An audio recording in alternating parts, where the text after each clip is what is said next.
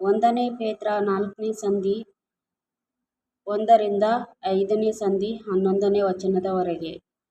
ಕ್ರೈಸ್ತರು ಅಜ್ಞಾನಿಗಳ ದುಷ್ಕೃತ್ಯಗಳನ್ನು ವಿಸರ್ಜಿಸಿಬಿಟ್ಟು ಬರುವ ನ್ಯಾಯವಿಚಾರಣೆಯನ್ನು ಎದುರು ನೋಡುತ್ತಾ ಭಯಭಕ್ತಿಯಿಂದ ನಡೆಯಬೇಕು.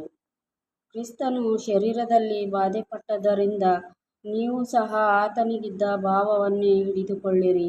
ಯಾಕಂದರೆ ಶರೀರದಲ್ಲಿ ಬಾಧೆಪಟ್ಟವನು ಪಾಪದ ವಶದಿಂದ ತಪ್ಪಿಸಿಕೊಂಡವನಾಗಿ ಉಳಿದಿರುವ ತನ್ನ ಜೀವಮಾನ ಕಾಲದಲ್ಲಿ ಇನ್ನೂ ಮನುಷ್ಯರ ಅಭಿಲಾಷೆಗಳ ಪ್ರಕಾರ ಬದುಕದೆ ದೇವರ ಚಿತ್ತದ ಪ್ರಕಾರ ಬದುಕುವುದಕ್ಕೆ ಪ್ರಯತ್ನ ಮಾಡುವನು. ನೀವು ಬಂಡುತನ, ದುರಾಶೆ, ಕುಡಿಕತನ, ದುಂದೌತಣ, ಮದ್ಯಪಾನಗೋಷ್ಠಿ, ಅಸಹ್ಯವಾದ ವಿಗ್ರಹಾರಾಧನೆ ಈ ಮೊದಲಾದವುಗಳನ್ನು ನಡೆಸುವುದರಲ್ಲಿಯೂ ಅನ್ಯಜನರಿಗೆ ಇಷ್ಟವಾದ ದುಷ್ಕೃತ್ಯಗಳನ್ನು ಮಾಡುವುದರಲ್ಲಿಯೂ ಕಳೆದು ಹೋದ ಕಾಲವೇ ಸಾಕು. ತಾವು ಮಾಡುವ ಅಪರಿಮಿತವಾದ ಪಟಿಂಗತನದಲ್ಲಿ ನೀವು ಸೇರದೆ ಇದ್ದದಕ್ಕೆ ಅವರು ಆಶ್ಚರ್ಯಪಟ್ಟು ನಿಮ್ಮನ್ನು ದೂಷಿಸುತ್ತಾರೆ. ಅವರು ಬದುಕುವವರಿಗೂ ಸತ್ತವರಿಗೂ ನ್ಯಾಯ ತೀರಿಸುವುದಕ್ಕೆ ಸಿದ್ಧವಾಗಿರುವ ಆತನಿಗೆ ಉತ್ತರ ಕೊಡಬೇಕು. ಸತ್ತಿರುವವರು ಮನುಷ್ಯ ಜಾತಿಗೆ ಬರುವ ಮರಣವೆಂಬ ತೀರ್ಪನ್ನು ಶರೀರಿಗಳಾಗಿದ್ದಾಗ ಹೊಂದಿದರು. ಅವರು ಆತ್ಮ ಸಂಬಂಧವಾಗಿ ದೇವರ ಜೀವದಲ್ಲಿ ಪಾಲುಗಾರರಾಗುವಂತೆ ಅವರಿಗೂ ಸುವಾರ್ತೆಯು ತಿಳಿಸಲ್ಪಟ್ಟಿತು.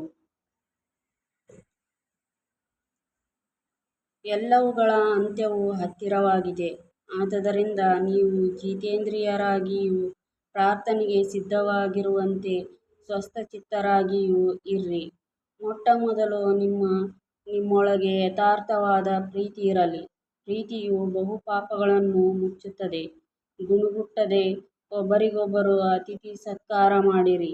ನೀವೆಲ್ಲರೂ ದೇವರ ವಿವಿಧ ಕೃಪೆಯ ವಿಷಯದಲ್ಲಿ ಒಳ್ಳೆ ಮನೆವಾರ್ತೆಯವರಾಗಿದ್ದು, ಪ್ರತಿಯೊಬ್ಬನು ತಾನು ಹೊಂದಿದ ಕೃಪಾವರವನ್ನು ಎಲ್ಲರ ಸೇವೆಯಲ್ಲಿ ಉಪಯೋಗಿಸಲಿ.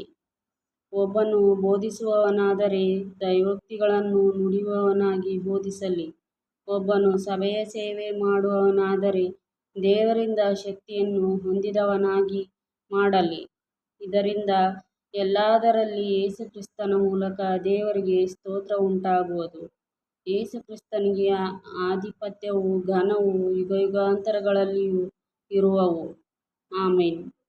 ಪ್ರಿಯರೇ, ನೀವು ಪರಿಶೋಧನೆಗಾಗಿ ಪುಟಕ್ಕೆ ಹಾಕಲ್ಪಟ್ಟದ್ದಕ್ಕೆ ಆಶ್ಚರ್ಯಪಡಬೇಡಿರಿ. ವಿಪರೀತವಾದ ಸಂಗತಿ ಸಂಭವಿಸಿತೆಂದು ಯೋಚಿಸಬೇಡಿರಿ. ಆದರೆ ನೀವು ಎಷ್ಟರ ಮಟ್ಟಿಗೂ ಕ್ರಿಸ್ತನ ಬಾಧೆಗಳಲ್ಲಿ ಪಾಲುಗಾರರಾಗಿದ್ದೀರೋ ಅಷ್ಟರ ಮಟ್ಟಿಗೆ ಸಂತೋಷವುಳ್ಳವರಾಗಿರ್ರಿ. ಆತನ ಮಹಿಮೆಯ ಪ್ರತ್ಯಕ್ಷತೆಯಲ್ಲಿಯೂ ನೀವು ಸಂತೋಷಪಟ್ಟು ಉಲ್ಲಾಸಗೊಳ್ಳುವಿರಿ. ನೀವು ಕ್ರಿಸ್ತನ ಹೆಸರಿನ ನಿಮಿತ್ತ ನಿಂದೆಗೆ ಗುರಿಯಾದರೆ ಧನ್ಯರೇ. ತೇಜೋಮಯವಾದ ಆತ್ಮನಾಗಿರುವ ದೇವರಾತ್ಮನು ನಿಮ್ಮಲ್ಲಿ ನೆಲೆಗೊಂಡಿದ್ದಾನಲ್ಲ. ನಿಮ್ಮಲ್ಲಿ ಯಾವನಾದರೂ ಕೊಲೆಗಾರನೂ ಕಳ್ಳನೂ ದುಷ್ಟನೂ ಪರಕಾರ್ಯಗಳಲ್ಲಿ ತಲೆಹಾಕುವವನೂ ಆಗಿದ್ದು ಶಿಕ್ಷಾಪಾತ್ರನಾಗಬಾರದು. ಆದರೆ ಕ್ರೈಸ್ತನಾಗಿ ಬಾಧೆಪಟ್ಟರೆ ಅವನು ನಾಚಿಕೆಪಡದೆ ಆ ಹೆಸರಿನಿಂದಲೇ ದೇವರನ್ನು ಘನಪಡಿಸಲಿ. ನ್ಯಾಯವಿಚಾರಣೆಯ ಸಮಯ ಬಂದದೆ. ಆ ವಿಚಾರಣೆಯು ದೇವರ ಮನೆಯಲ್ಲಿಯೇ ಪ್ರಾರಂಭವಾಯಿತಲ್ಲ. ಅದು ನಮ್ಮಲ್ಲಿ ಪ್ರಾರಂಭವಾಗಲು ದೇವರ ಸುವಾರ್ತೆಯನ್ನು ನಂಬಲೊಲ್ಲದವರ ಗತಿಯೇನಾಗಬಹುದು? ನೀತಿವಂತನೇ ರಕ್ಷಣೆ ಹೊಂದುವುದು ಕಷ್ಟವಾದರೆ ಭಕ್ತಿಹೀನನೂ ಪಾಪಿಷ್ಠನೂ ನಿಲ್ಲುವುದು ಹೇಗೆ? ಹೀಗಿರಲಾಗಿ ದೇವರ ಚಿತ್ತಾನುಸಾರ ಬಾಧೆಪಡುವವರು ಒಳ್ಳೆಯದನ್ನು ಮಾಡುವವರಾಗಿದ್ದು ತಮ್ಮ ಆತ್ಮಗಳನ್ನು ನಂಬಿಗಸ್ತನಾದ ಸೃಷ್ಟಿಕರ್ತನಿಗೆ ಒಪ್ಪಿಸಲಿ. ಸಭೆಯ ಹಿರಿಯರಿಗೂ ಸಭೆಯವರೆಲ್ಲರಿಗೂ ಪ್ರಬೋಧನೆ. ಸಭೆಯ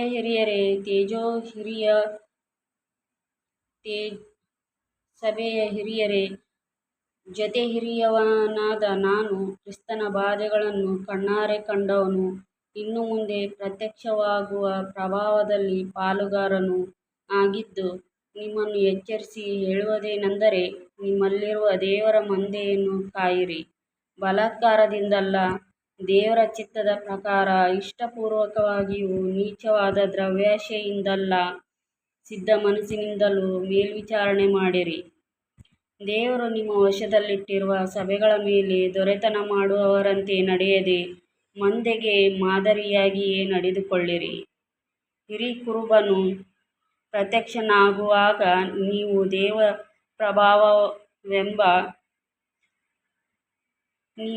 ದೇವಪ್ರಭಾವವೆಂಬ ಎಂದಿಗೂ ಬಾಡದ ಜಯಮಾಲೆಯನ್ನು ಹೊಂದುವಿರಿ.